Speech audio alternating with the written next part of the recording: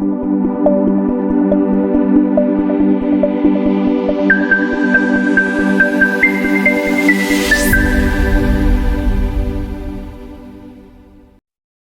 welcome. Are you a procrastinator? Is that why you're here? I'm going to teach you a little bit. My name is Jessica Green. Let me introduce myself. I'm going to teach you a little bit about how to beat procrastination, and a little bit why we do it, and maybe a book to read, some tips on how to not procrastinate. So first of all, why? One of the biggest reasons why we do procrastinate is because we want to avoid discomfort, right? The things that we're putting off are the things that we least want to do, or we allow to get distracted easily, so that we don't have to do the tasks that do make us uncomfortable, or they just are difficult, or things we don't like doing. Okay. So just a few tips to just avoid all of the distractions in general. To say that is just kind of hard, right? So how do you avoid those distractions? I have an office. I shut the door, right? I got to shut the door. I got to turn off the dogs and the noise and the family and the things going on out there so that I can concentrate on the things that I need to get done. Sometimes I even put on headphones or put in my AirPods, turn them on airplane mode. Can't hear anything else around me. If I want to watch a new training or read, listen to an Audible, I throw those in so that I don't get distracted by the things around me. If I need to get stuff done, like what I'm doing right now, I'll turn my phone on airplane mode so notifications don't come through, the phone doesn't ring, the emails don't ding, all the buzzing stops, and I can concentrate on the tasks that I need to get done right now.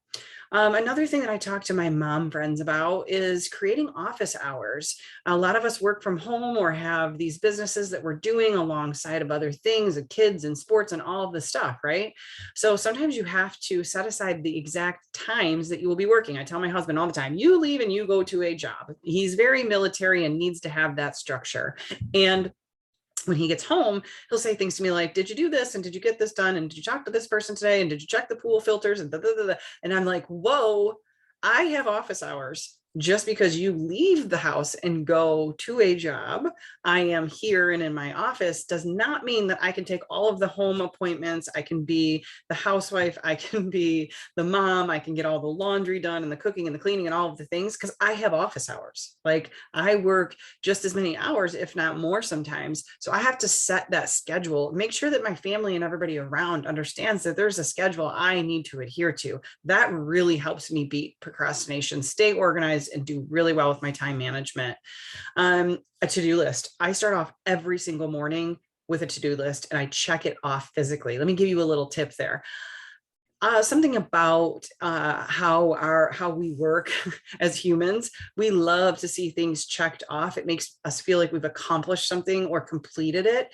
And when you get down that to-do list, if you're checking those off or crossing them out, it sure does make you feel like you've accomplished a lot, and it makes you want to go further and get the next thing done so you can cross another one out. Okay. So make a physical to-do list or even a digital one that has check marks that you can check the things off. It will really help you get a lot accomplished.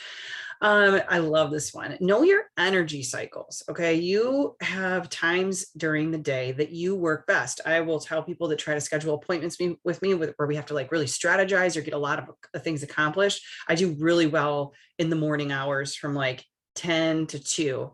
Get me in that afternoon time, and it's time where I need to do some meditating, maybe read some books, maybe do some research, but it's not what I had somebody call it a long time ago. And I love this phrase, my bang time, the time where I can get the most amount done. My brain is firing on all cylinders. It's usually after I've had an exercise or workout in the morning.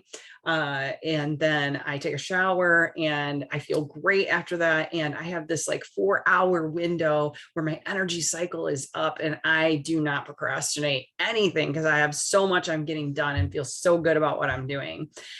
Being accountable, find an accountability partner. If you don't have somebody in your current business or somebody who does a similar type business with you that, or works on some of the same types of projects as you, that you can have as an accountability partner, I highly recommend finding one. You can go to Facebook groups and find groups of people who are doing the same types of things that you are, and go type in there and be like, hey, I really need someone to help me, hold me accountable, and vice versa. I'd love to find an accountability partner in here. If that is you, please comment below. You will find a bunch of people that will want an accountability partner too. Make sure you pick a good one, someone who's not going to bring you down and is only going to bring you up. But there is an unlimited supply of people who will help you become accountable. Reward yourself. If you get through your to-do list, what are you going to give yourself at the end of the day? How are you going to help yourself be rewarded by getting all of the things done and not procrastinating, putting those things off? Time blocking, making sure you have a calendar and a map each day of the time that you want to spend working on very specific projects. Because like I said, during my bang time, I like to get things done that I know are going to use a lot of brain power, and the things that aren't going to use as much brain power, I'm going to block and do those later in the day. And I block out time first thing in the morning for exercise, because I know that I need that to create that bang time and that energy cycle, right? So I block my time accordingly, and I highly recommend doing that. Take intentional breaks. Sometimes we need a break throughout the day. You got to make sure you're eating. I have a bad habit of getting to my desk and crushing through all of that work, and then looking up and being like, oh my goodness, it's already 2 o'clock. I haven't even eaten lunch. I need to take a break. That is one of the things that I am still working on today, is taking intentional breaks throughout my day so that I make sure my energy cycles stay up and I have blocked out my time appropriately for me time as well.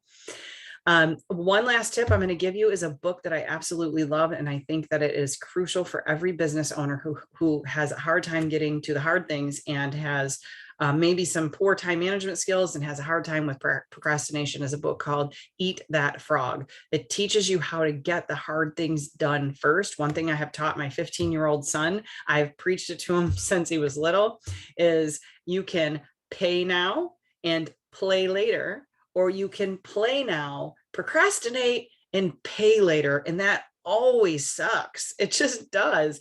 You can get all that playing done early in the day, and then you got the rest of the day and it's like hanging over your head. I've never been one that wanted a job that was in the evenings, because I wanted to get the job done during the day so I could play in the evenings and feel this sense of relief. Okay. So the book Eat That Frog is a really good one. I highly recommend it. And I hope to see you on another training soon.